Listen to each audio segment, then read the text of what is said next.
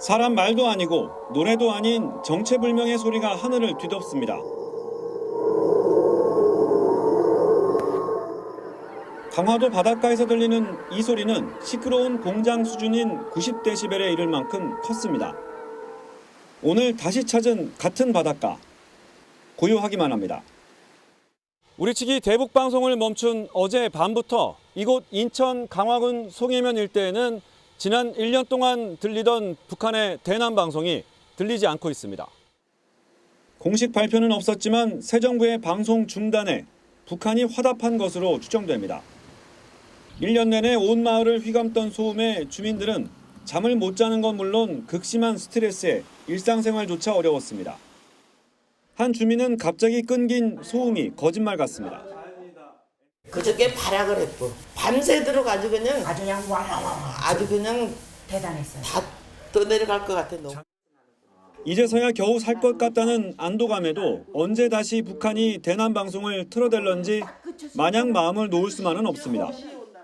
꺼지니까 좀 낫긴 한데 괜히 또 뭐라 그럴까 갑자기 이렇게 조용하니까 사람이 심리를 또 불안.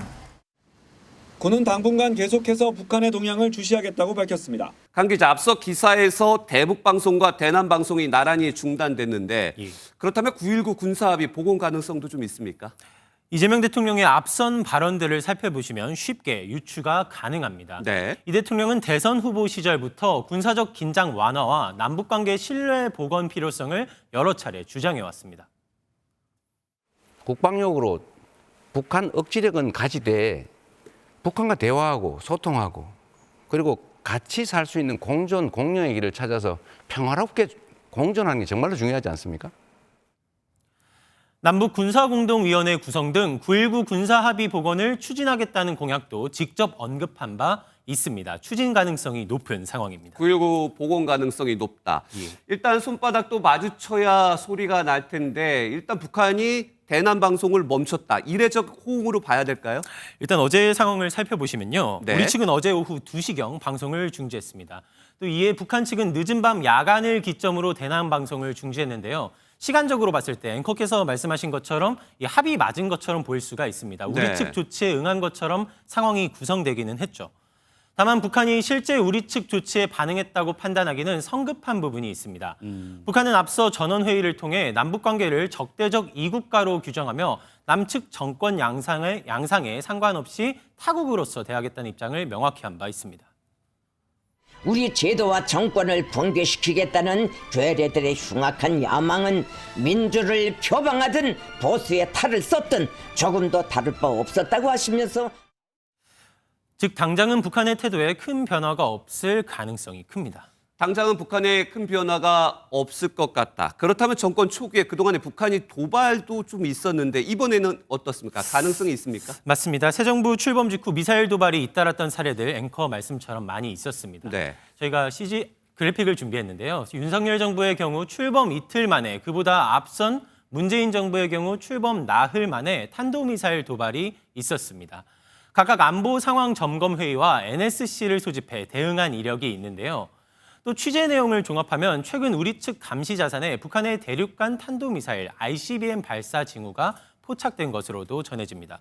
북한의 도발에 사전 대응을 면밀히 해야 할 것으로 보이는 이유입니다. 네, 북미 관계도 좀 살펴볼까요? 친서 외교가 일단 시작된 것으로 보입니다. 이른바 탑다운 방식인데 중요한 것은 한반도 문제에 우리가 어떻게 참여할 수 있을지 이 부분인데 패싱 우려도 나온다고요.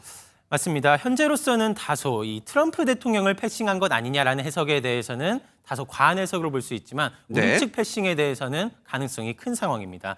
이미 양측 간, 즉 북과 미 측 사이 물밑 협상이 시작됐다고 보면 될 것 같습니다. 예. 협상 과정에서 우위를 점하기 위한 전략들로 트럼프 대통령은 선제적인 제안을, 김정은 위원장은 이를 무시하는 전략을 주고받는 과정으로 보여집니다. 다만 이 과정에서 우리 측이 개입할 여지는 크지 않다는 지적이 계속해서 나오고 있습니다. 네. 한국의 패싱 가능성은 사실 어떤 때보다 좀 높다고 보여집니다. 어떤 중재자 역할도 인정하지 않겠다라고 하는 명확한 또 선언의 의미가 있기 때문에 북한으로서는 트럼프 대통령에게 경제 제재 완화 등 기대했던 조치들이 충족되지 않으면 쉽게 협상 테이블에 나오지 않을 것이란 분석이 많습니다. 우리 군이 전방 지역에 설치돼 있는 대북 확성기 방송을 중지했습니다. 대통령실은 양측의 신뢰 회복을 위한 조치라고 밝혔습니다. 전방 지역에 설치한 대북 확성기 방송을 중지하도록 지시했습니다. 이번 조치는 남북관계 신뢰 회복과 한반도 평화 정착을 위한 정부의 의지에 따라 이루어진 것으로 또 북한의 대남 방송으로 인해 피해를 겪고 있는 접경 지역 주민들을 위한 실질적 조치임을 강조했습니다. 정권 교체 이후 우리 군은 대북 방송의 유지 여부는 북한에 달려 있다고 설명했습니다. 전략적, 작전적 상황에 따라 융통성 있게 실시하고 있습니다. 대북 방송 중단 여부는 북한의 행동에 따라 달려 있다고. 이로써 윤석열 정부가 6년 만에 재개했던 대북 확성기 방송은 재개 1년 만에 중지됐습니다. 이재명 대통령은 대선 후보 시절부터 한반도 긴장 완화를 위해 대북 방송을 중단해야 한다고 주장해왔습니다. 서로 쌍방에 소음 방송을 하고 이렇게 격화됐는데 하나씩 이제 풀어 나가야죠. 대화하고 소통하고 서로에게 해악되는 일 말고.